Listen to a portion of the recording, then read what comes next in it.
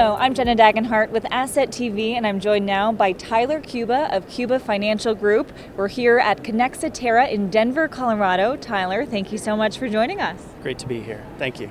Absolutely. So, Tyler, what tactics have you adopted at your firm to better prepare the next generation of investors? Sure. That's a great question because there is a lot of importance being placed on that generation. And, there's a couple things at play here when we took a look at it. The first one being, according to a recent study, there's less than 4 in 10 millennials are confident with their financial future. And I think part of that has to do with the profession gearing their message towards more of a baby boomer demographic.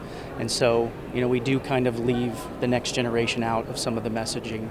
And so, it's important for us to enhance that message a little bit better and gear it towards them because, that takes us into the second thing to consider, and that is the trillions of dollars that are going to be transferred to the next generation in the next several years. And so they are going to be a very big part of the future of the financial profession.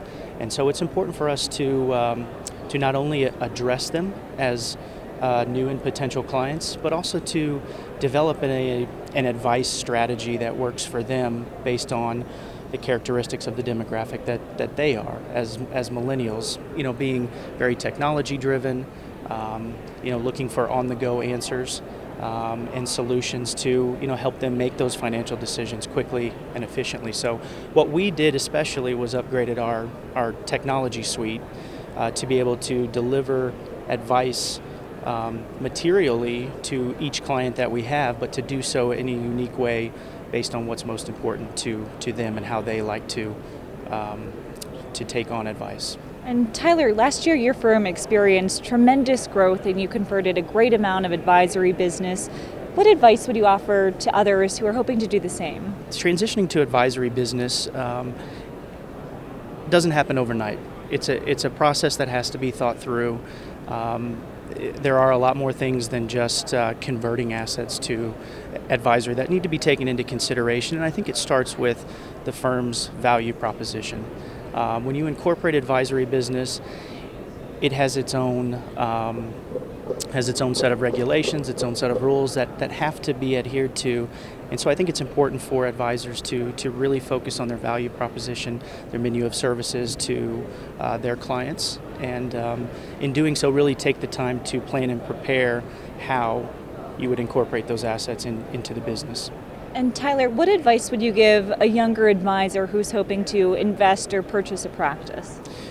Well, when you look at the average age of the advisor in this industry, the majority of them are 55 and older. So I think there's going to be a great opportunity in the future to acquire practices, to succeed senior advisors. But it's important, given those opportunities, that the younger advisors really look at more so the value that can be provided to those acquired practices than necessarily how much assets under management it would be to take them on. So I think there's a lot of attention needs to be paid on making sure that the values of an existing client base that they might work with align with a practice that they might acquire. Because if not, you can have some things go awry. A lot to consider. Absolutely. Well, Tyler, thank you so much for joining us. Sure, my pleasure.